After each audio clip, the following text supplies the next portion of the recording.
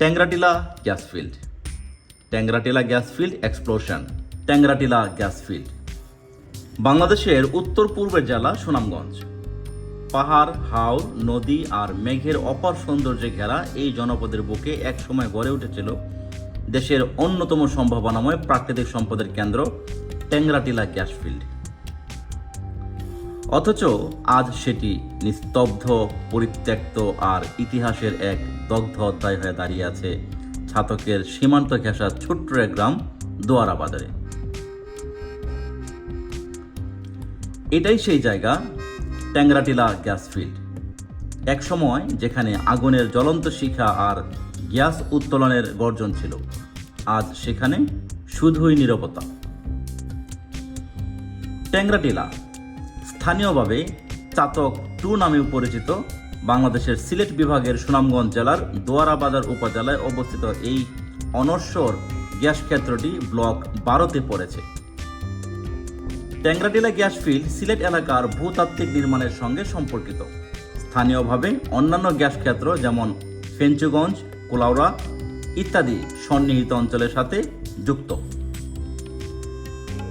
একাধিক উৎস অনুযায়ী ট্যাংরাটিলার প্রমাণিত মজুদ আনুমানিক 379 বিলিয়ন কিউবিক ফুট হিসেবে উল্লেখ আছে, যা বিভিন্ন সময় আঞ্চলিক অর্থনৈতিক মূল্যায়ন রিপোর্টে উল্লেখ করা আছে।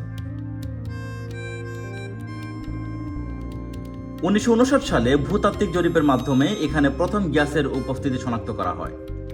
পরবর্তীতে ছাতক গ্যাস ক্ষেত্র নামে পরিচিত এই অঞ্চলটিতে সরকার 1960-এর দশকে অনুসন্ধান কার্যক্রম শুরু করে। এই এলাকা প্রাকৃতিক সম্পদে সমৃদ্ধ ছিল এবং বাংলাদেশের শক্তি খাতে এক নতুন অধ্যায়ের সূচনা হয়েছিল এখান থেকেই। 2003 সালে নাইকো রিসোর্সেস বাংলাদেশ লিমিটেড, একটি কানাডিয়ান গ্যাস অনুসন্ধানকারী প্রতিষ্ঠান, ট্যাংরাটিলা গ্যাস ক্ষেত্রতে কাজ শুরু করে। তাদের সঙ্গে চুক্তি করে বাংলাদেশের রাষ্ট্রীয় প্রতিষ্ঠান বাপেক্স। সবাই আশা করেছিল এই প্রকল্প দেশের জ্বালানি খাতে নতুন আলো ছড়াবে, কিন্তু সেই আশার আলোয় পরিণত হয় ভয়াবহ এক অগ্নিকাণ্ডে। 2005 সালের জানুয়ারি এক ভোরে ঘটে যায় ভয়াবহ এক বিস্ফোরণ, যা ইতিহাসে জায়গা করে নিয়েছে ট্যাংরাটিলা গ্যাস ফিল্ড এক্সপ্লোশন নামে। গভীর গর্ত থেকে গ্যাসের চাপ বেড়ে গিয়ে ভয়াবহ আগুন ছড়িয়ে পড়ে চারদিকে। বিস্ফোরণে মাটির নিচ থেকে আগুনের শিখা প্রায় 500 ফুট উঁচু পর্যন্ত উঠে যায়। আকাশ লাল হয়ে যায়, চারদিক ধোঁয়ায় ঢেকে যায়। এলাকার মানুষ আতঙ্কে ঘরবাড়ি ছেড়ে পালাতে বাধ্য হয়। এই দুর্ঘটনা, যাকে অনেকে ট্যাংরাটিলা দুর্ঘটনা বলে, ধ্বংস করে দেয় গ্যাস ফিল্ডের পুরো কাঠামোকে। এই বিস্ফোরণে দোয়ারা বাজার ও আশপাশের গ্রামের শত শত একর জমি ক্ষতিগ্রস্ত হয়। নদী ও হাওরের পানি দূষিত হয়, কৃষি জমিতে বিষাক্ত গ্যাস জমে যায়। অনেক পরিবার হারায় তাদের ঘরবাড়ি, ফসল ও জীবিকা। তাই স্থানীয়রা আজও বলেন, সেই আগুনের তাপ আমরা চামড়ায় অনুভব করেছিলাম, আর সেই ভয় আজও দুর্ঘটনার পর শুরু হয় দীর্ঘ আইনি লড়াই। নাইকো এর বিরুদ্ধে ক্ষতিপূরণ দাবিতে মামলা হয়, কিন্তু বছরের পর বছর কেটে গেলেও পুরোপুরি বিচার হয়নি। বাংলাদেশ সরকার ও নাগরিক সমাজ বারবার প্রশ্ন তুলেছে, কে নেবে ট্যাংরাটিলা গ্যাস ফিল্ড ধ্বংসের দায়?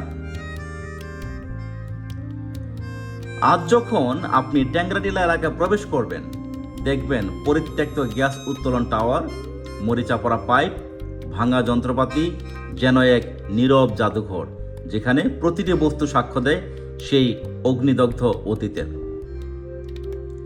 একসময় জীবন ও আশার প্রতীক ছিল এই স্থান, আজ তা হয়ে আছে সতর্কবার্তা। অবহেলা, ভুল সিদ্ধান্ত আর দায়হীনতার পরিণতি কতটা ভয়াবহ হতে পারে, ট্যাংরাটিলা তার জ্বলন্ত উদাহরণ। তবুও সুনামগঞ্জের মানুষ হাল ছাড়েনি। প্রকৃতি ধীরে ধীরে ফিরে পেয়েছে তার সবুজ রূপ। বিউটিফুল স্পট ইন সুনামগঞ্জ হিসেবে এখন অনেক ভ্রমণপ্রেমী আসেন এখানে ইতিহাস জানতে, অতীতের শিক্ষা নিতে আর দেখতে কিভাবে প্রকৃতি আবার নতুন করে বাঁচতে জানে।